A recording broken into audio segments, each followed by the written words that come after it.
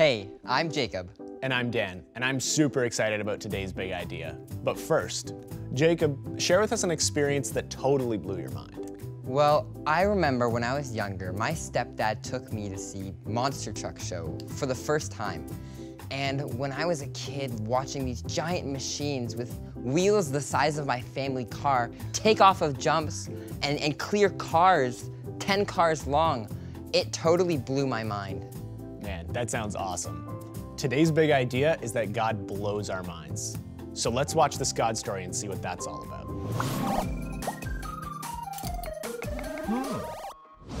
So a horse walks into a bar. The bartender says, "Hey." The horse says, "Sure." Hi, everybody. I'm Jared. Hey, do you ever go out on a nice, hot, sunny day and just enjoy sitting in the warmth of the sun baking down on you? Well, did you know that that sun is 93 million miles away from the Earth? I know, mind-blowing. Today, we're going to talk about someone that blows my mind. It's actually today's big idea. God blows our minds. God constantly blows my mind with creation, with His wisdom, His love, and the way He cares for us. So to remind you, we're in a series from the Old Testament about a guy named Daniel. Daniel and his friends served in King Nebuchadnezzar's court in Babylon. They were faithful to God in all the ways that He asked them to be. And so God gave them great abilities in wisdom and understanding. He gave Daniel special gifts to interpret visions and dreams. And dreams are where our story begins today in Daniel chapter 2. King Nebuchadnezzar had a dream that really disturbed him. He sent for all the wisest people that served him in his court.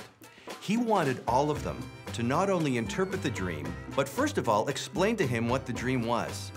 All of the people who were trained and studied in the evil magical arts told the king that there's no way they could do that.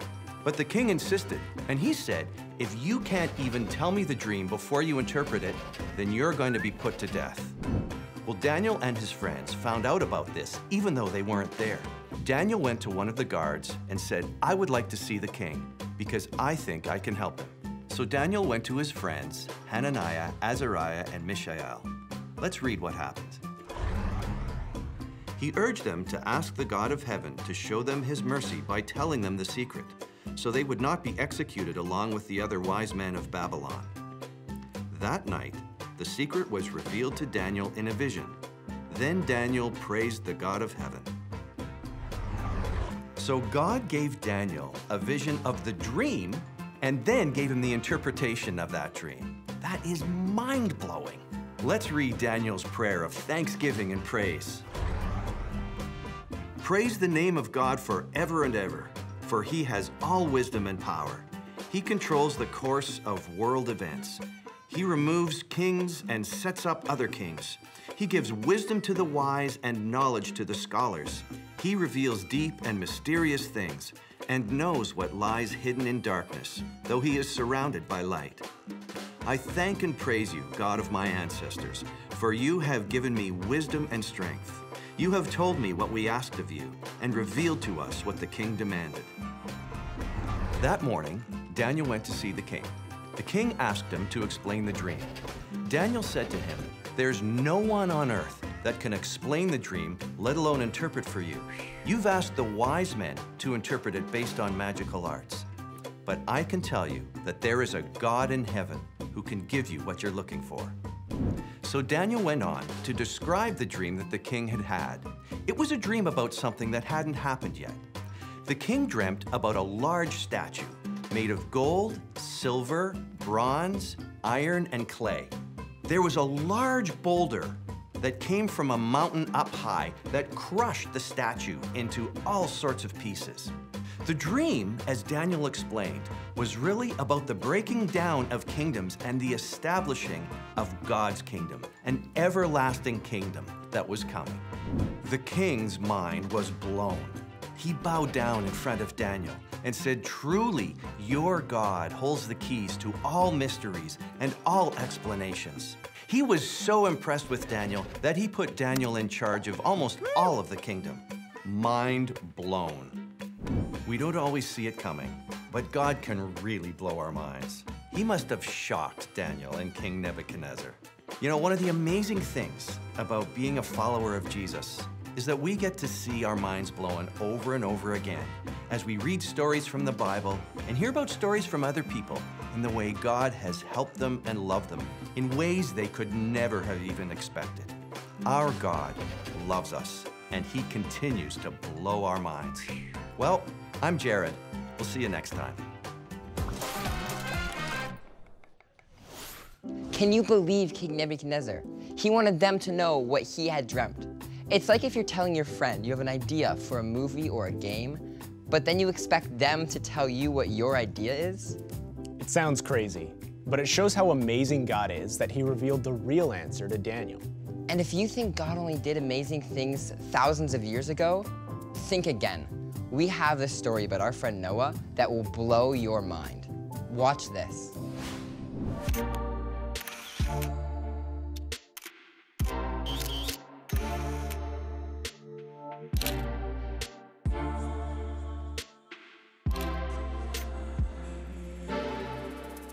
I just love that in photography, it's so creative. I like to go to a lot of different places and experiment with different colors and lighting. My way of thinking of how to share a story through a photograph is by just the mood of it. I prefer to have dark, moody light.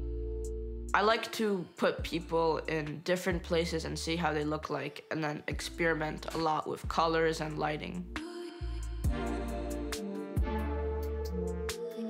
So when Noah was 4 or 5 years old, he would watch television in a really bizarre way. He would kind of tilt his head back like this, and my father one day said, you know, maybe you should get his eyes checked.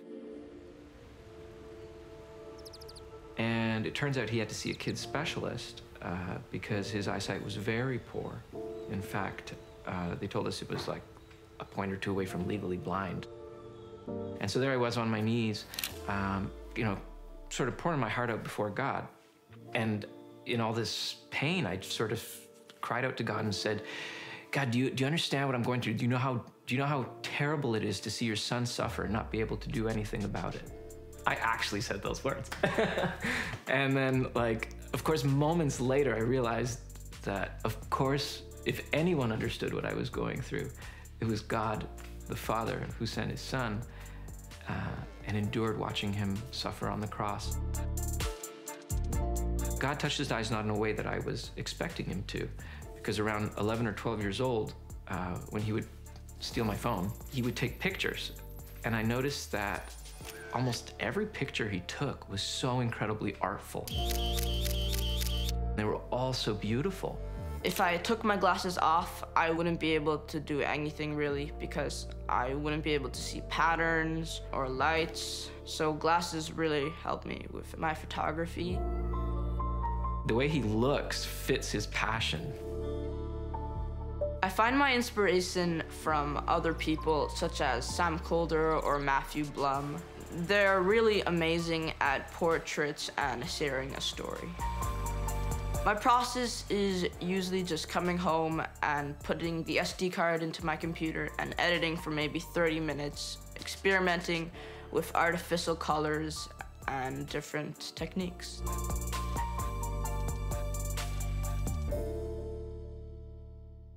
So a year or two ago, I went outside in Florida and realized that it was very misty and sort of dark. So I rushed outside to the beach and snapped a photo. And so I submitted it to a website called National Geographic Kids. Every year, 5 to 10 photos were picked out of 45,000, and I got picked.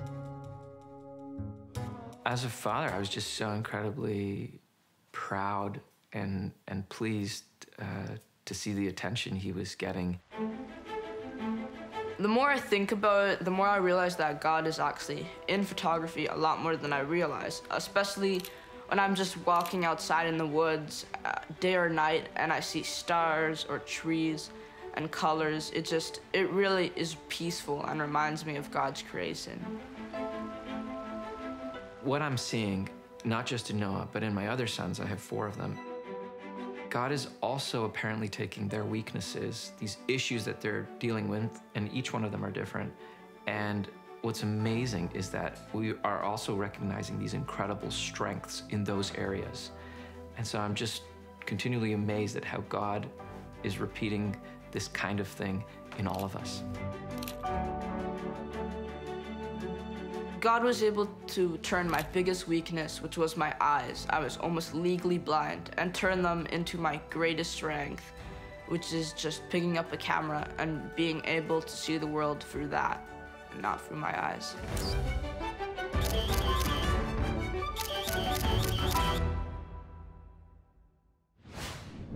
I love photography, and let me tell you, Noah is super talented. Yeah. Isn't it amazing that he can use his talents to show that God is awesome?